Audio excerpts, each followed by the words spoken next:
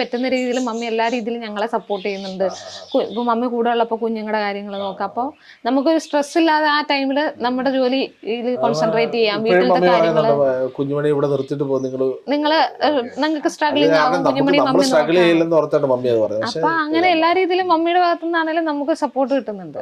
അതാണ് പക്ഷെ ഒരുപക്ഷെ എല്ലാവർക്കും കിട്ടണ ഒരു കാര്യമല്ല അത്. എല്ലാ ഗ്രാൻഡ് പേരൻസിന്റെ അടുത്തൊന്നും കൊച്ചുമക്കളെ നോക്കാന്നുള്ള ഒരു സപ്പോർട്ട് എല്ലാവർക്കും കിട്ടുന്നില്ല. നമ്മളെ അപേക്ഷിച്ചിട്ട് ഞങ്ങളുടെ ചുങ്കൂന് 5 വയസ്സ് വരെ മമ്മിയാണ് നോക്കിയത്. കാരണം ഞങ്ങൾ രണ്ടുപേരും പുറത്തായിരുന്നു. 5 വയസ്സ് വരെ ഞങ്ങൾ ഒന്നും അറിഞ്ഞിട്ടില്ല. മമ്മിയുടെ കൂടെ നിന്നാവും വളർന്നേ. 5 വയസ്സിന് ശേഷമാണ് ഞങ്ങള് UK മൂവ് ചെയ്തത്. അല്ല, അവൻ ഓൾറെഡി മെന്റലി പ്രിപ്പയർഡ് ആയിരുന്നു.